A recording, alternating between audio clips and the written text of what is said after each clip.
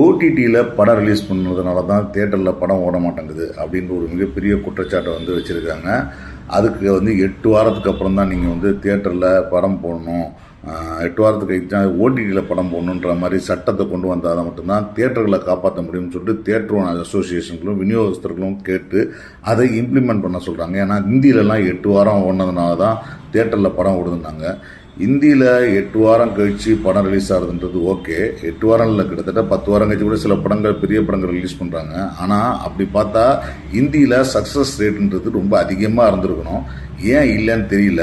அங்கே விரல் விட்டுற அளவுக்கு தான் வந்து சக்ஸஸ் ரேட் இருக்குது. சரி, அது வந்து ஓடிடியில் வந்துடும், அதனால் பார்க்குறாங்கன்னா வந்து ஒரு புதுசாக ஒரு விஷயத்தை கண்டுபிடிச்சி சொன்ன மாதிரி சொன்னாலும் கூட இப்போது இன்றைக்கி பெரிய ஒரு திருப்பம் நடந்திருக்கு. என்னென்னா, இன்றைக்கி south Indian film producers association சொல்லிட்டு ஒரு அசோசியேஷனை ஹைதராபாத்தில் தயாரிப்பாளர்கள் எல்லாம் சேர்ந்து லான்ச் பண்ணியிருக்காங்க.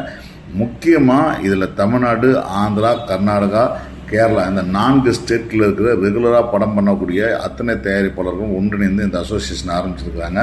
இந்த அசோசியேஷனில் பேசப்பட்ட விஷயங்கள் பல விஷயங்கள் இருந்தாலும், வியாபாரங்கள் விஷயம் இருந்தாலும், ரெவன்யூ ஷேர் பற்றி தியேட்டர்காரங்களுக்கு முக்கியமான ரெவன்யூ ஷேர் பற்றி பேசுகிறது இருந்தாலும், இதையெல்லாம் தாண்டி முக்கியமாக அவங்க வந்து இதை பற்றி பேசுனது என்னென்னா, மே 10ஆம் தேதி வரைக்கும் யாரும் ஓடிடி நிறுவனங்களுக்காக 8 வார விஷயங்களில் வந்து எந்த விதமான அக்ரிமெண்ட்டும் சைன் போடாதீங்க.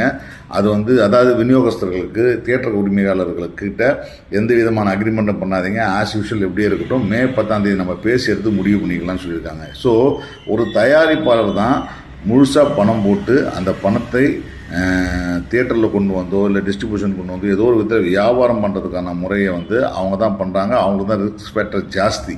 ஸோ அவங்க எல்லாரும் சேர்ந்து இந்த படத்தை நான் ஓடிடியில் கொடுக்கறதுக்கு 8 வாரம் ஆகணுமா, தியேட்டரில் கொடுக்கறதுனால ஓடணுமான்னு முடிவு பண்ணுறதுக்கான உரிமை அவங்களுக்கு தான் இருக்குது. மற்ற ஸ்டேட் கோலர்கள்லாம் எங்களை விட பாதியதை கம்மி தான். அதனால் அவங்களெல்லாம் பேசுகிறத விட நாங்கள் தான் பேசணும் அப்படின்னு சொல்லிட்டு முடிவு பண்ணி இந்த கூட்டத்தில் பேசியிருக்காங்க.